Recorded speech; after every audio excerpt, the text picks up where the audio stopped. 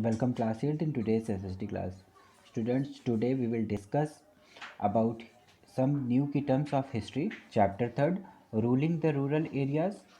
Chapter 4, tribal communities and colonism.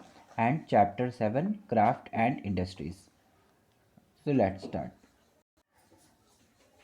First key term of chapter 3rd is absentee landlords. Absentee landlords, landlords who owned land, use areas of land in village but lived in town. Absentee landlords नाम जो है वो Britishers के द्वारा दिया हुआ है और ये उनको दिया गया है, कुछ इंडियन लैंडलॉर्ड्स को दिया गया है जिनके पास ह्यूज अमाउंट में लैंड तो था but they lived in towns areas. वो टाउन में, शहरों में, नगर में रहा करते थे और विलेज एरियाज़ में उनके पास बड़े लैंड होते थे। ऐसे लैंडलॉर्ड्स को एब्सेंटी लैंडलॉर्ड्स कहा गया।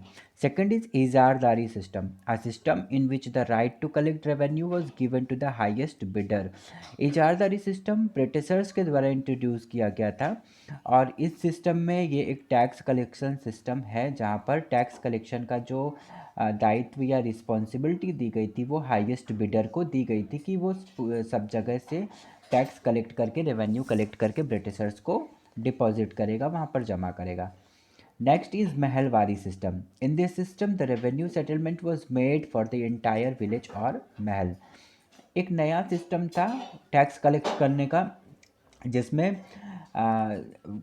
ग्रुप ऑफ विलेजेस को या कई बड़े विलेजेस को महल कहा गया है ना। कई सारे विलेजेस के ग्रुप को एक महल कहा गया और सभी पूरे महल का यानी सारे जो ग्रुप ऑफ विलेज है उनका टैक्स एक साथ कलेक्ट करके लाने के सिस्टम को महलवारी सिस्टम कहा गया। यानी टैक्स कलेक्शन अब इंडिविजुअल पर्सन से नहीं हो रहा है बल्कि ग्रुप ऑफ विलेजेस से कंबाइंड वे में कलेक्ट हो रहा है। इसी को महलवारी सिस्टम कहा जाता है था। ठीक है, नेक्स्ट क्या है? नेक्स्ट हमारा जो की टर्म है वो है महल। A revenue estate consisting of a village of on a group of village, है ना। महल किसे कहते हैं? महल किसी विलेज को या ग्रुप ऑफ विलेजेस को महल कहा जा रहा था और महल वाली सिस्टम में इन्हीं ग्रुप ऑफ विलेजेस से टैक्सेस कलेक्ट किए जाते थे। Next is permanent settlement. In this system zamindars were made the landlords of the entire land. Permanent settlement में क्या हो रहा था कि इन this system zamindars were made the landlords of the entire lands. अब क्या हो गया था परमानेंट सेटलमेंट्स में कि जो ज़मींदार्स को अपॉइंट किया गया ब्रिटिशर्स के द्वारा और उन्हीं ज़मींदार्स को एक तरीके से हर लैंड का लैंडलॉर्ड्स यानी मालिक बना दिया गया और उनको रिस्पॉन्सिबिलिटी दी गई कि वो टैक्स कलेक्शन करके लाएंगे, है ना। तो ये कई सारे कुछ एक्सपेरिमेंट्स थे जो ब्रिटिशर्स ने किए थे टैक्स कलेक्शन को अच्छा बनाने के लिए कि किस तरह से बहुत अच्छे वे में टैक्स कलेक्शन हो सके। Next is ryots, a term use to describe Indian peasants cultivators. Ryots, है ना।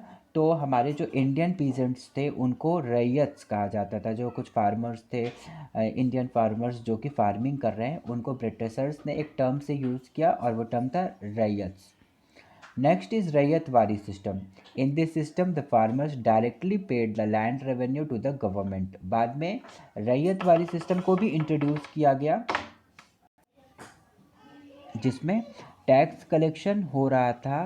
ब्रिटिश गवर्नमेंट टैक्स कलेक्शन कर रही थी डायरेक्टली फ्रॉम द फार्मर्स, मतलब हर इंडिविजुअल फार्मर खुद इंडिविजुअली टैक्स अपने हिस्से का जमा कर रहा था और इस सिस्टम को रैयतवारी सिस्टम कहा गया। यानी वो फार्मर्स का खुद से डायरेक्टली टैक्स पे करना।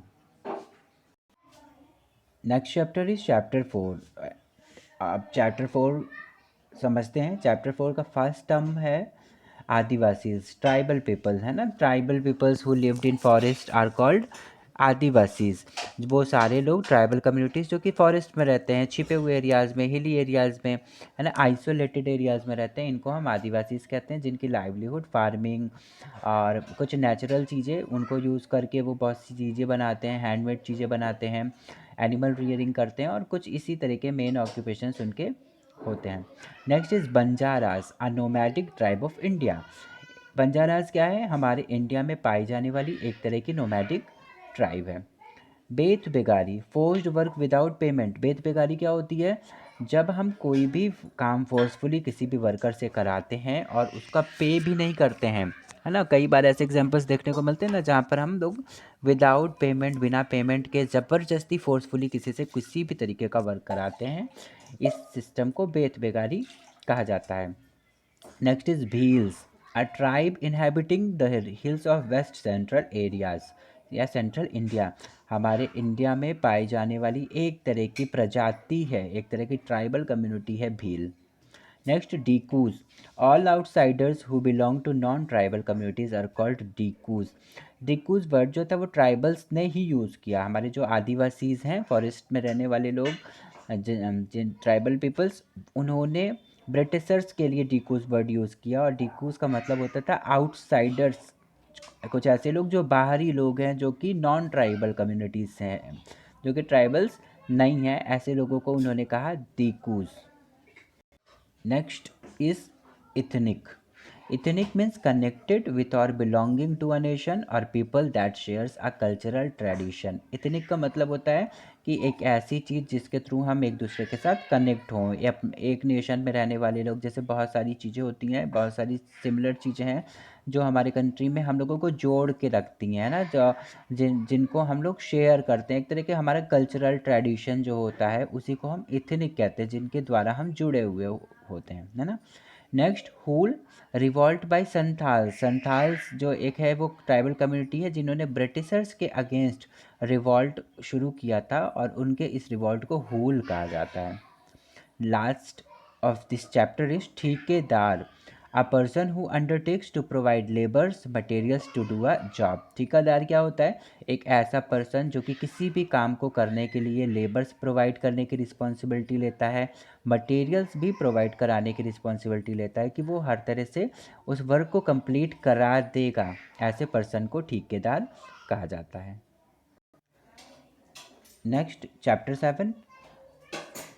चैप्टर 7 से फर्स्ट की टर्म है calico. Calico is cotton fabric. Cotton fabric जो कि हमारे यहाँ से हमेशा एक्सपोर्ट होता जा रहा है, ब्रिटिशर्स हमेशा से लेके जाते थे, इसको कैलिको कहा जाता है। नेक्स्ट है छीट, अ printed multi coloured cotton fabric. Cotton fabric जिसमें थोड़ी सी छीट्स होंगे, कुछ डिज़ाइंस होंगे, है ना, डॉटेड डॉटेड कुछ डिज़ाइंस होंगी, ऐसे printed multi coloured cotton fabric को छीट्स कहा जाता है। Next cotton gin, a machine used for separating the seed for a cotton plant from the cotton.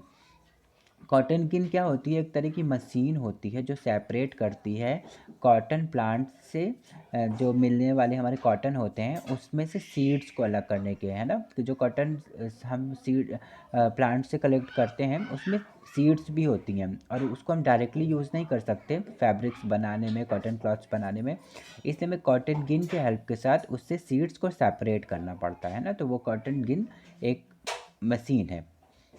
Next guild, an organisation of skilled workers. Guild क्या होता है? Skilled workers का group होता है। जैसे अगर हम बोल दें कि कुछ तरह के ग्रुप्स वर्कर्स हैं, या कॉटन इंडस्ट्रीज़ में काम करने वाले जो वर्कर्स होंगे उनका खुद का एक ग्रुप होगा, है ना, उस ग्रुप को हम लोग गिल्ड्स कहते हैं। और वो गिल्ड्स के मेंबर्स जो होंगे, यानी सेम ऑक्यूपेशन के जो लोग होंगे, वो एक दूसरे की हेल्प करते हैं, फैमिली मैटर्स में भी, पर्सनली फाइनेंशियली भी हेल्प करते हैं, और एक दूसरे के ग्रोथ के लिए या अपने गिल्ड के, अपने ग्रुप के ग्रोथ के लिए भी बहुत सारा वर्क करते हैं। तो ये एक तरह का ऑर्गेनाइजेशन, एक तरह का यूनियन, एक तरह का ग्रुप होता है स्किल्ड वर्कर्स का।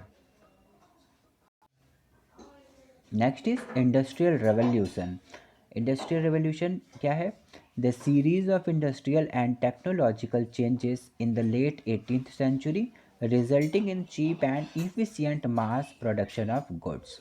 इंडस्ट्रियल रिवोल्यूशन क्या हुआ क्या था कि 18th सेंचुरी में इंडस्ट्रीज़ में बहुत सारे ग्रोथ्स होने शुरू हो जाते हैं, मतलब बहुत सारा टेक्नोलॉजी यूज़ होने लग जाता है, साइंस का डेवलपमेंट हो जाता है, नए नए तरीके के ट्रांसपोर्टेशन मीडियम्स, रॉ मटेरियल्स की एक्सेस अवेलेबिलिटी, और भी बहुत सारे फेवरेबल फैक्टर्स होते हैं जिनकी वजह से इंडस्ट्रीज़ का रैपिड ग्रोथ होता है ना।